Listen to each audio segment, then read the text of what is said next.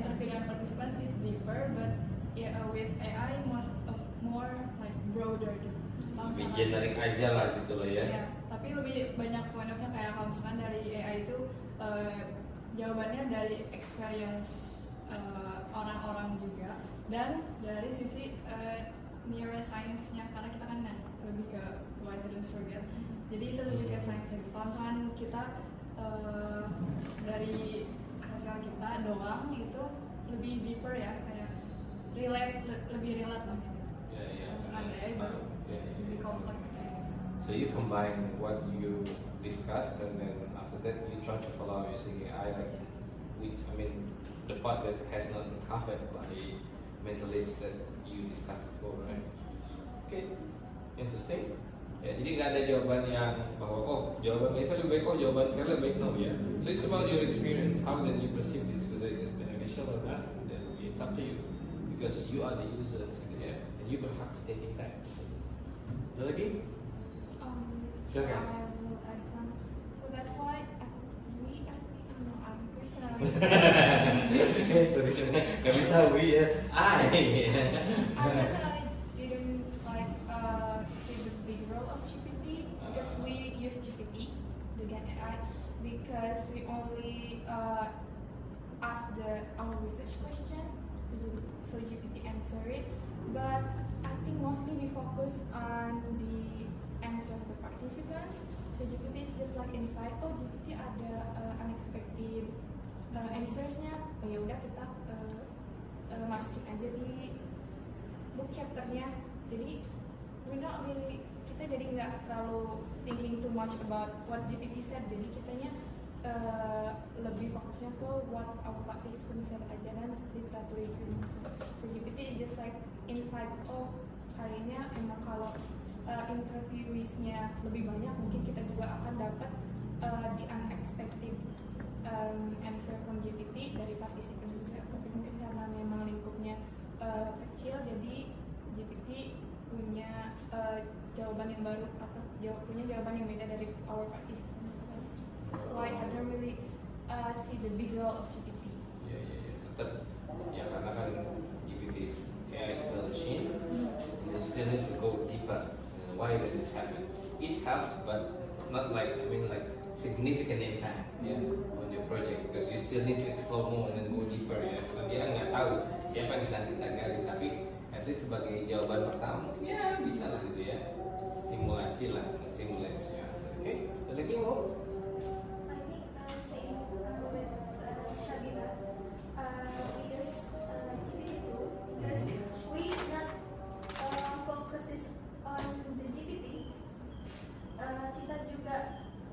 Sebetulnya sangat fokusnya ke jawaban dari partisipan aja. Kita menggunakan GPT itu hanya untuk mendesain research question dan judul juga sama judul. Paling kita tuh mau bahas ini judulnya apa ya yang bagus itu yang kayak yang kece gitu ya. Soalnya bingung kan Pak, dari puzzle judulnya apa soalnya puzzle tuh kayak termasuk puzzle yang awal yang main puzzle itu udah termasuk kayak ini juga kayaknya bisa dijadiin judul gitu ya. Terus paling juga mendesain pertanyaan untuk interview aja, dan mencari jawaban di GPT pun hanya untuk sama seperti Syabila, hanya untuk menambah insight aja. Tidak yang terlalu fokus. Alright, thank you.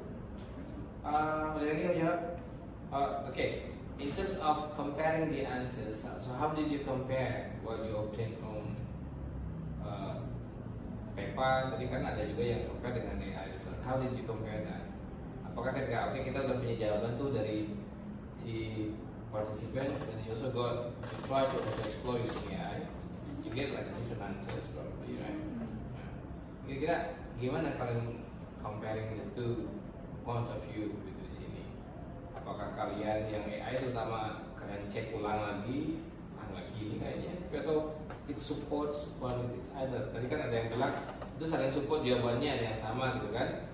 Nah itu kan bisa jadi beda kan? Dan sekarang setiap kelompok tuh punya puzzle yang berbeda. Mungkin kalaupun yang saling support, karena memang bisa jadi puzzle itu ya banyak diungkap di database sehingga jawabannya sangat relevan. Tapi kalau yang nggak ada, bisa jadi yang kalian kaji memang jarang aja sih sebenarnya.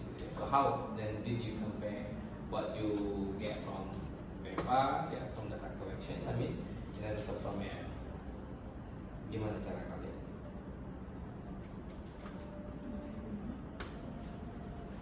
I think it's because our step is jadi nyari participants, nyari jawaban dari participants, habis itu discussion, and then generate AI. Diskusi dengan member maksudnya? Iya. Iya. Oke.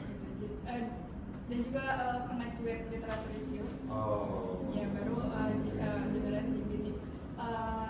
Jadi karena ada banyak yang sama dari GPT, jadi kita nggak cross check benar nggak ini GPT, karena kalau misalkan sama, oh ya sama, berarti udah ada literature reviewnya gitu. Karena kita awal ya sebelum generate itu udah ada literature reviewnya gitu, udah ada discussionnya. Jadi untuk yang beda dari findings kita cuma gitu. Jadi benar di cross check gitu. Oh aja gitu. Oh. Kecuali kalau misalkan yang sama kan kayak kita kan karena sama dan udah ada literature reviewnya, jadi ya of course udah ada. Kalau nggak ada, oh nggak usah aja lah. Ya emang nggak ada gitu ya. Kalau jawaban partisipan nggak ada, kenapa harus kita percaya GPT gitu ya? Orang kita nanya ke ini kan dia ngalamin gitu ya. Oke, berarti apakah memang kalian coba hati-hati aja gitu ya? Ngapain kalau emang nggak ada ya? Kan kita harus jawab juga kan gitu kan artinya gitu ya. Dan mungkin proses adanya PEPA, tadi diskusi, literature review, jadi itu ngebantu kalian lebih apa ya istilahnya. So that's what we call as critical thinking. So because you try to, look one thing from different angles. Dari kalian sendiri dengan PEPA yang tadi, diskusi juga dengan teman, siapa tahu ada perbedaan juga ya. And literature review itu kan namanya istilahnya it's not member checking, istilahnya tuh apa ya? It's not validation itu ada istilahnya gitu. I forgot about the term. Tapi that's like you try to intertextualize one thing from different angles, which makes your argument strong. Gitu ya. Karena tercenah gitu. Because the data says that, and because this is what we got from our discussions, and we agree with that. Ada interator tadi di diskusi itu kan ada teman, tapi ada juga literatur juga yang support kalian. Oke, ada yang lain kayak gimana? Oke, silakan. Kalian so karena juga ini kereta kita tuh ke GPT itu kayak satu orang gitu loh, bukan yang kayak misalkan barang-barang berbeda-beda gitu ya. Tapi kayak aku coba, Sabila coba dan Meja juga nyoba, terus kayak jadi kayak karena kayak misalkan bahasanya beda tapi kayak intinya kayak sama aja loh kayak gini, cuma kayak bedanya ini begini kayak gini. Oke, tapi dapat jawabannya sama. Iya, sama kayak konsisten. Oke, konsisten. Berarti memang ya si GPT bisa ngajarin segitu-gitu nah gitu ya. Ya kan gitu kan ya di balik ini, tapi kalau nanya teman mungkin participants different answers. Oh iya, tapi sih kok kayak gini gitu ya. Tetap intinya bahwa dengan kata lain, meskipun fokusnya itu bukan berbicara masalah akademik, bukan masalah ethics, tetap bahwa technology may not replace human. Ya, di jawaban kalian dia kan kayak gitu sebenarnya. Siapa apapun GPT, ya kan sebelumnya kali itu udah pakai ChatGPT kan sebelum ikut project, tapi ternyata EP itu sebenarnya jawabannya, ya kan? Yang mungkin awal-awalnya diagungkan gening bohong gitu ya. Karena ini kan bisa dijawab kan gitu kan? Ya kan gitu emang yang seolah-olah bahasanya apa, tapi nggak bisa sedalam apa yang kalian dapatkan dengan teman kan? Itu ada yang sebenarnya implicit implied meanings di sana ya, dari project itu mungkin ya. Yang tambahkan lagi. Oke. Again, it's not about right or wrong. No? Okay. Sekarang saya mau nanya, what is the most challenging part of doing the project?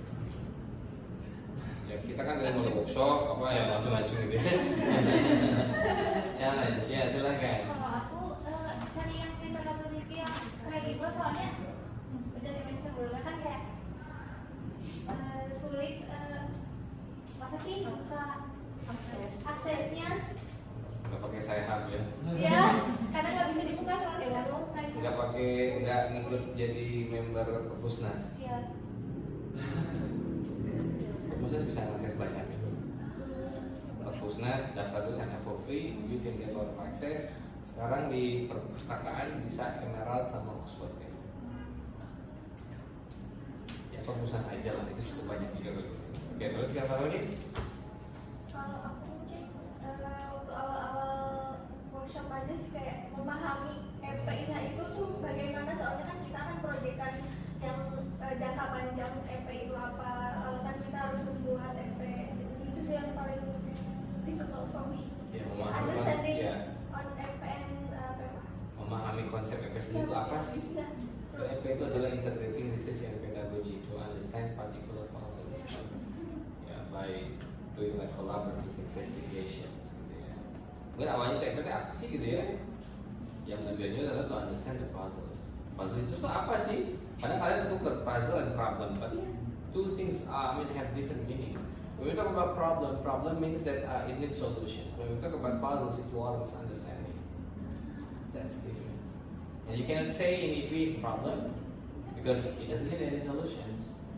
But you may say maybe puzzle, mungkin itu apa itu mungkin beda-beda istilah termnya, tapi karena paradigmanya beda, problem solving. Jadi mindsetnya itu adalah ya curiosity, agency. Jadi kayak kita ada lagi yang lain silakan.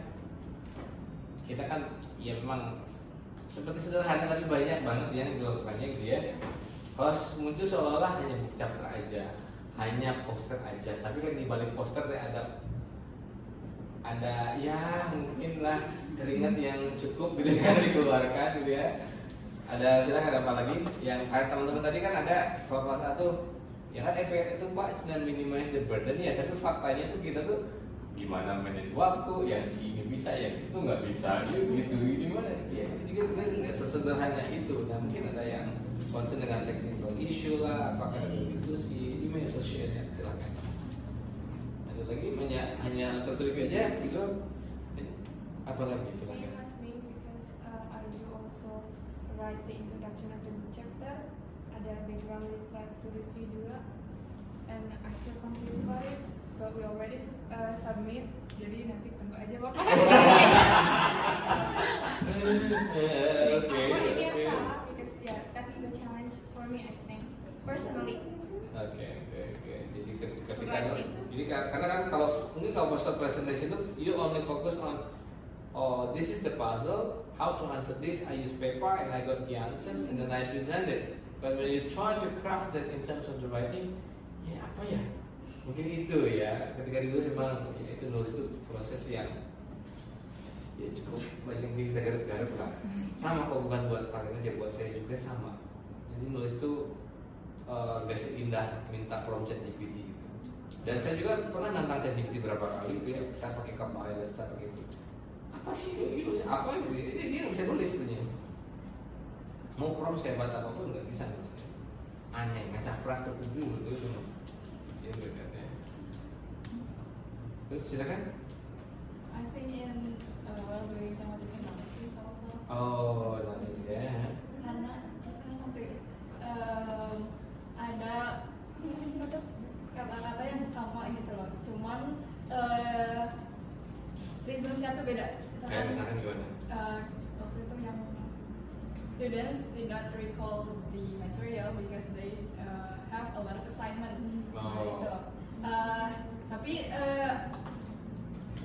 Ada lagi dari jawabannya sama? berbagai partisipasi itu beda reasonsnya. Kayak karena mereka punya banyak assignment, jadi mereka nggak ada waktu untuk recall. Nah, yang satu lagi karena mereka punya a lot of assignment, jadinya burn out. Jadinya mau recall juga udah Boleh kalau orang udah burn out gitu ya. Kalau yang punya karena banyak assignment katanya jadi gitu ya. Ya, jadi a lot of confusion, kayak ini maksudnya kemana gitu. Kalau kuliah di USW, you will never sleep well. Iya kuliah di luar tuh lebih ya minimal udah pernah kayak gini di luar kan kuliah jauh lebih kejam gitu ya. Apa lihat kakak tingkat kalian yang ini kayaknya seneng banget ya kuliah di Eropa. Gitu. Belum ini pertama gitu, sisanya mereka banyak yang nangis di belakang itu. Di di balik senyuman 10 menit atau 10 menit di postingan IG itu terdapat tangisan yang luar biasa di belakang gitu ya. I lost my weight for about 6 kilos. Jadi sekarang aja agak sedikit 81 dulu saya sampai ke 69 saya pernah. Sampai mana kecil itu sebelum saya lulus ke 4. That's the hardest one ever. Oke, ada lagi? Yang lain silakan.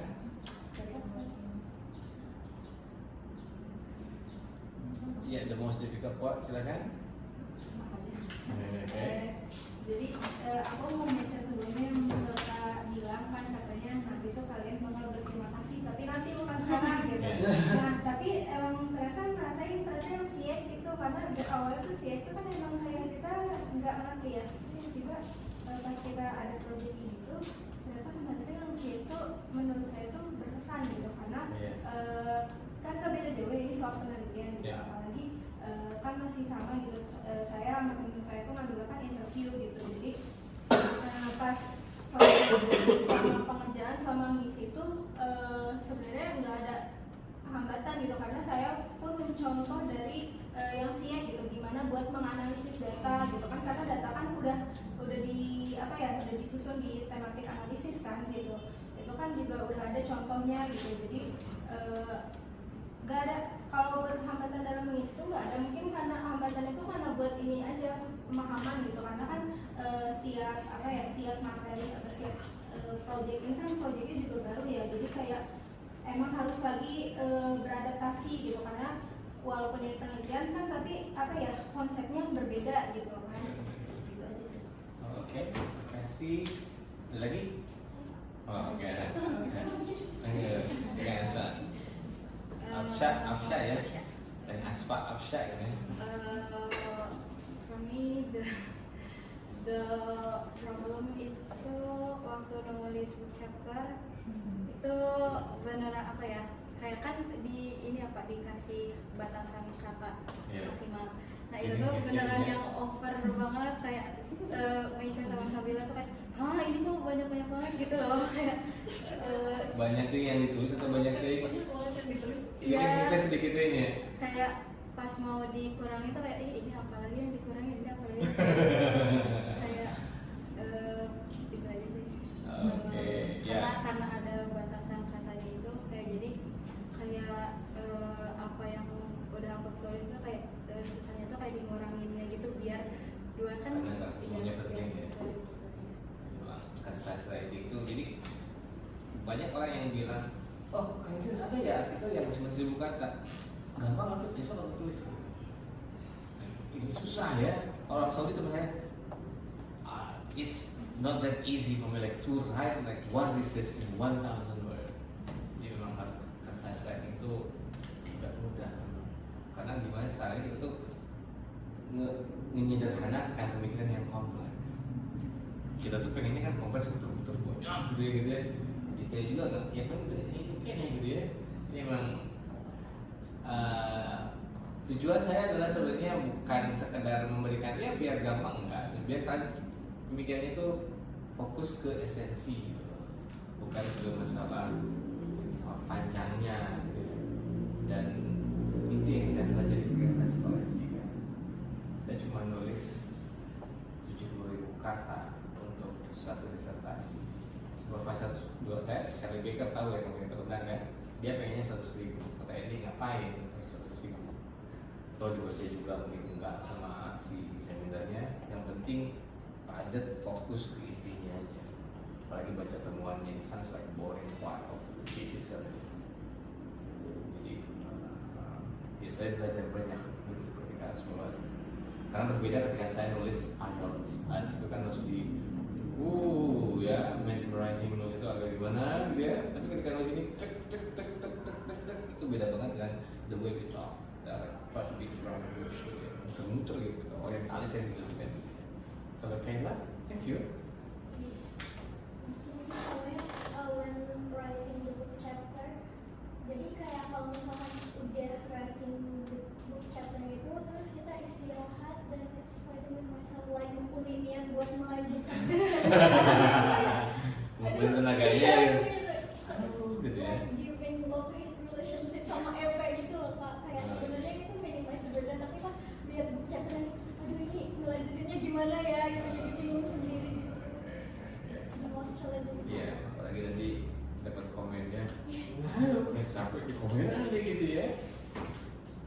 Jadi sebenarnya layer pertama tuh nantinya ada Bunya Lisa, Bunya ini, Bunya ya, layer kedua. Nah, itu trouble itu yang kedua ya kayak gitu ya. Tapi enggak sih sebenarnya gitu ya. Kita coba selesaikan sesuai dengan waktu aja biar nanti semester akhir semester udah full selesai, nggak usah banyak yang harus dirubah, udah mendekati lah. Karena targetnya juga minimal ya udahlah national publisher Indonesia. Kalau memang ini bisa pakai international publishers, ya alhamdulillah gitu ya. Kita akan lihat coba. Jadi tertarik nggak? Ini tertarik nggak? Tapi tertarik atau nggak tertarik mereka harus nulis gimana cara di sana. Halaman lah, nggak usah banyak gitu lah. Mereka very busy. Oke, thank you. Jadi lebih cenderung ke hal-hal yang sifatnya akademik mungkin lah ya tadi ya. Oke, nah ini mungkin perlu elaborasi, tadi udah ada sedikit dibahas. So how did your value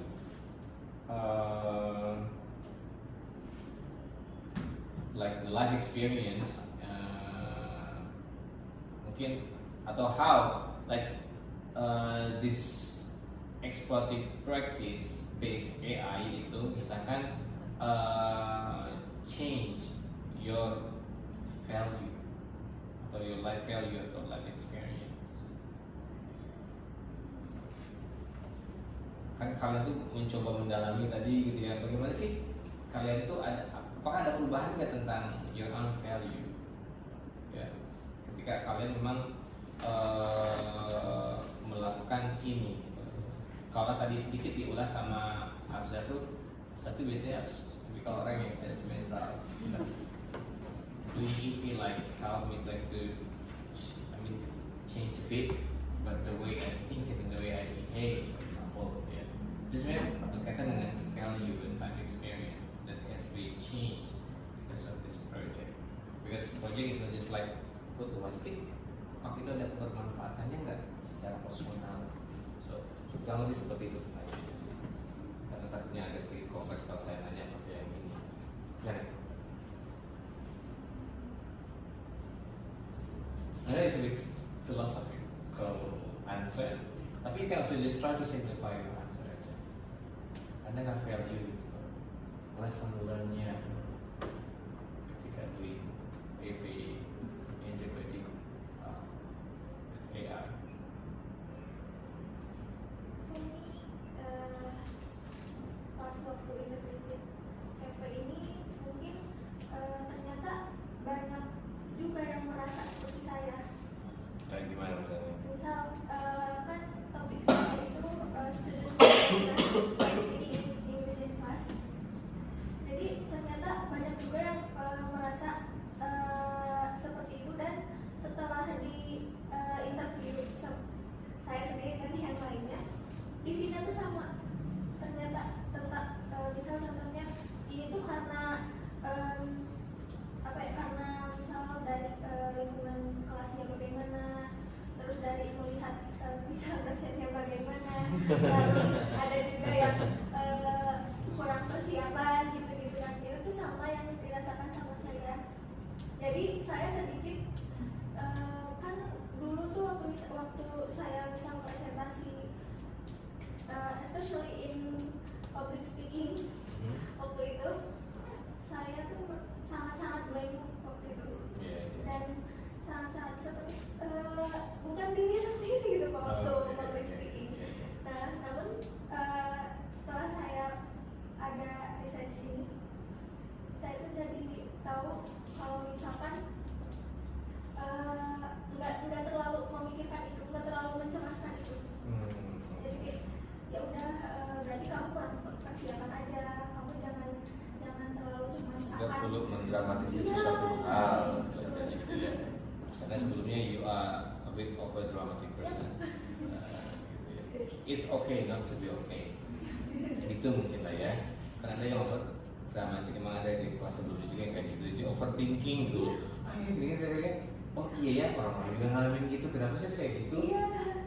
Jadi bahwa ya take something easy itu bukan sesederhana yang kita pikirkan juga ya, tetapi doing this helps you become more aware about who you are gitu ya. That's the life lesson. Thank you, very interesting. Apa lagi? Ya, Mungkin dari principles FND sendiri Pak, dari yang understanding the puzzles. Jadi itu benar-benar mengubah cara pandangku untuk kayak understanding anything gitu, kayak sama kayak Bilkis, untuk aku juga kayak like anxiety person, kayak kebanyakan banget dipikirin gitu, kayak segala macam tuh overthinking gitu. Nah, gini siapa sih yang gini gitu ngomong kata orang kawan ngerti gitu ya. Kemarin micro teaching juga sempat kan, karena kebetulan dapat grup pertama masa momen ini ya. Sebelum dikasih tahu sama Bunda itu kayak sempat takut gitu sama bapak, karena bener-bener kayak aduh gimana ya ini sama bapak gimana ya, and I like being honest. Bener-bener kayak takut sama segala hal gitu ya, bener-bener. Tapi beberapa teman aku dan aku dari jawaban teman-teman itu kayak aku bisa paham dari jawaban mereka, dan aku kayak dari prinsipal FND itu kayak understanding segala hal gitu, problem itu, dan aku mencoba buat understanding kayak micro teaching, kayak understanding apa sih yang harus aku lakukan, apa sih materinya, apa sih yang bisa jadi bukan tapi kayak sesuatu yang bisa mengcover hal tersebut gitu Pak. Dan aku tuh mengunderstanding kayak nantinya tuh aku harus kayak gimana, dan alhamdulillahnya I try my best di micro teaching itu, karena aku bisa understanding apa step apa dan materi apa dan apa yang harus aku lakukan ke depannya. Jadi mungkin proyek itu ada implikasinya itu nggak hanya sekadar di proyek mata kuliah ini, tetapi lintas mata kuliah juga, bahwa kita harus segala sesuatu harus benar-benar kita pahami sebelum kita do gitu something gitu ya. Karena mungkin sebelumnya kalian lebih cenderung fokus ke how-nya instead of why-nya. Sekarang kalian lebih jauh go ke sana gitu ya. Awareness kalian jadi ada curiosity lah yang lebih stimulated gitu ya, being stimulated because of the project. Intensinya main. Oke, thank you Kayla. Ada yang lain? I think I did understand people sebelum IP, tapi mungkin in the surface level. Kayak misalnya ada orang yang misalnya nggak ngerjain tugas satu tugas, padahal tugas gampang mau misalnya di mabim atau ada yang terus di kedepanin gitu. Understandingnya tuh kayak Begitu kenapa aja. bukan sih, tapi kayak kasihannya jadi orang yang punya kepribadian menyepelekan sesuatu gitu. Jadinya tuh kayak kasihan sama orangnya, kenapa kamu punya kepribadian seperti itu. Cuma ini surface level aja, jadi kayak ya udah pada lama kerjain itu sekuat tenaga gitu, meskipun kecil juga. I think understandingnya tuh hanya di batas Itu aja. Mungkin dari EP ternyata ya lebih, apalagi kan kita personally our group itu tentang forgetfulness, and I do teach in some like English course. Dan sebelum EP kan udah ngajar di sana tuh anak-anaknya tuh emang ini tuh baru kemarin, sekarang udah lupa. That's my students' problem and also my problem. So understandingnya jadi students aku gitu ya, juga gitu. Mungkin kayak lebih deep aja sih untuk understanding myself and also my students and also my friends. Jadi lebih empati ya. Ya lebih ke empati. Ya, ada empatinya. Kalau dulu mungkin ya I think wajar lah ada tahapan itu, and I was in that situation. Jadi it's kind of normal gitu ya, because you are like you're still looking for your identity as an educator and not yet finished, and still in the process. Jadi bagus ada empatinya sendiri gitu ya, ada muncul ketika yang biasanya sekarang ternyata belum betul loh, kayak kita ada sesuatu hal yang memang kita sebenarnya nggak tahu juga sih sebenarnya ya. Siswa kita mungkin kayak misalkan kayak saya ketika I try to like generate something misalkan gini, ayo ada yang mau coba jawab, aja mau jawab, kamu jawab tuh, kenapa gitu? Tanya deh gitunya. Mungkin dalam kacamata saya, ya kan cuma ngejawab aja, nggak tahu salah. Iya kata bapak gitu pak. Tapi ketika bapak ada follow up question, kita jadi kikuk, malu sendiri kan?